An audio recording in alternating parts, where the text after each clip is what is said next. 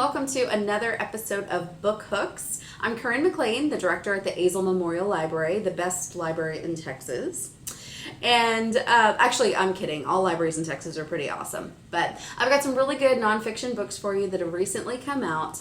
And the first one I want to talk about is aimed at parents, but I think teachers or people who work with kids might find this useful as well. And it's called Screen Smart Parenting: How to Find Balance and Benefit in Your Child's Use of Social Media, Apps, and Digital Devices. It's by Jody Gold, who is an MD. She's actually a psychologist, so she has kind of the cognitive aspect of this covered medically. So this book is obviously very timely because kids younger and younger are getting iPads in their hands. You know, you go through the grocery store and there's like a 2-year-old holding her little iPad playing games, all the way up to, teenagers with their own iPhones and cell phones and craziness. So what the book does is it has several different sections. The first part breaks the book down into age categories. So she'll talk about, for example, 0 to 2-year-olds, 3 to 5-year-olds, 6 to 8-year-olds, and so on, and talk about what kind of limits should be set for kids at that age, what are the best ways to use digital devices, because there are some benefits. They can learn, early education games, things like that. And then how to handle those challenges that come up, especially when kids get older, with cyberbullying, maybe some inappropriate texting or photos, or just obsessively texting or just spending way too much time on their device. So she gives some really good tips on how to combat that. But she also aims it as a parent setting an example for their child. And she does some interesting ways of relating studies that have been shown that show parents who spend more time on their screen, meaning their tablet or phone or computer, are more likely to have kids who kind of obsess over their own devices. So I think there's some really good tips in this. I mean, it's a pretty lengthy book. It's several hundred pages. And obviously she's a psychologist, so she's going to come at this from a higher level of thinking. But you can also, if you just have a certain age group, you could pick that section and just read that. So definitely give this a shot if you have some kids or want to have kids. And so our next book is called Tasty: The Art and Science of What We Eat. And I think this is what I'm calling the next level foodie book. So if you're a foodie and you love to cook and look at different ingredients and how they all incorporate together, this is going to take the science behind it all. And it starts with some really interesting looks at some studies that were done back in the 1800s and 1900s on like taste buds and tastes. And I remember when I was a kid in school, we did the thing where you took something salty and touched a certain part of your tongue, and you took something sweet and touched another part. Well, they've actually disproven that and found that the whole mouth, the whole tongue, every taste bud has the 5 senses: the salty, sweet, savory. I don't even remember what the other ones are. Shows how much I pay attention in school. But if you read this book, they'll tell you. But he also talks about the science behind eating and taste and how it interacts with our bodies and our mind. For example, there's a really interesting anecdote in here about a scientist who he got sick of eating. He hated cooking. He hated having to prepare things and go out and wait and grocery shop. So he devised like the perfect nutritional shake, so to speak, and had all the basic core nutrition in it. And he drank that for a full month, like this kind of gross gray smoothie thing.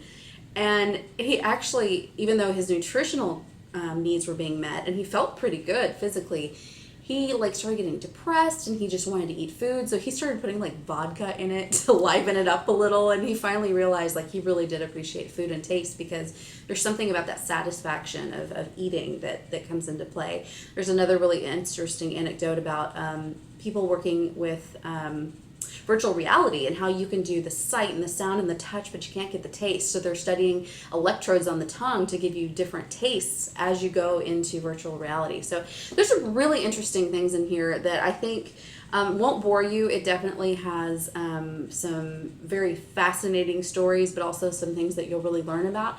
And it might actually impact how you feel about food and what you cook and eat.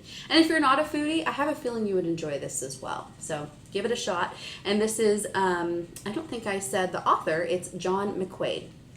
And he's a Pulitzer Prize winning author. So the next book, this just came out. We literally just opened it in the mail. This is by Brene Brown, and it's called Rising Strong. And it doesn't really have a subtitle, but it's got these funky little words all over it. So it says the reckoning, the rumble, the revolution. If we are brave enough, often enough, we will fall. This is a book about what it takes to get back up. So she's famous. She did a TEDx talk back in like 2010. It's like one of the top viewed TED Talks ever on YouTube. She's also written Daring Greatly and The Gifts of Imperfection. So it's kind of in the self-help genre, but she's not trying to do anything spiritual or kind of out there. I mean, she's a social scientist. She's basing a lot of this off of research she's done.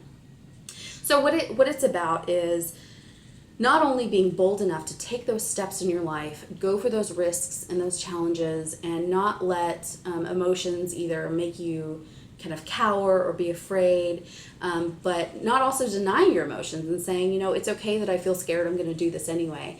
But what she says is if you do that enough, if you take enough risks, someday you're going to fall. It's going to fail. Something's going to happen. You're going to go for that promotion, or you're going to try to do something great and it won't work. So she focuses a lot of the book on what to happen when that happens and how to overcome those fears of, I don't want to get back up and do that again. That was way too scary. There's been some really good buzz about this book. The reviews have been excellent. People who've read her previous books have all said, this goes right in line with what she's written before. It just adds on to it. So I don't think you need to worry about reading her other books first. You could definitely read this, but I think if you like this one, you'll want to read those other ones as well. And so the next one, again, a very timely book, Jimmy Carter's new biography, A Full Life, Reflections at 90. He just announced that he has brain cancer, so it's not looking like he's going to be around much longer. So I'm really, really glad this book just came out. Now, he's written some books in the past, but apparently this book goes more in depth into some of his childhood stories, and I think he's a little more frank with some of his opinions, which he's always been pretty opinionated anyway. But so he starts and he talks about some of his childhood in rural Georgia and what it was like living in the South during the Civil Rights Movement, but how his family was kind of secluded from a little bit of that. So he's always had some unique perspectives, considering he's from the South, on civil rights. He also had some near-death experiences while he was serving in the military. And then obviously his later life, what he's been doing since he didn't win the re-election and kind of how he felt about that, but how he's really moved on with his life and done some really great things. But he also shares his views on presidents who have succeeded him, world leaders, and human rights, especially women's rights in third world countries. So obviously he's big on human rights, so that's of course going to be included in this, but definitely give it a try. It's very, very timely. And the last book I want to talk about, I always love to throw in a cookbook, The High Protein Vegetarian Diet. So this is hearty dishes that even carnivores will love. And it's by Katie Parker. Now, I'll be honest, I was a vegetarian for a few years. I know. I eat meat now, it's okay. I came to the light.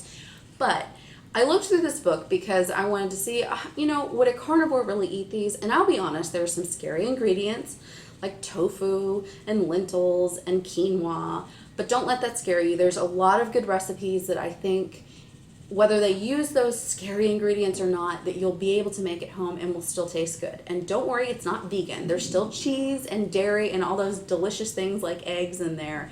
If you're vegan, sorry, can't help you.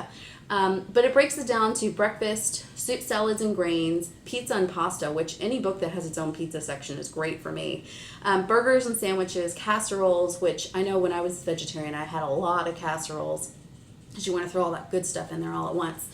Savory sides and appetizers, and sweet snacks and desserts. And as the title says, they're all very high protein based, so you will get filled up.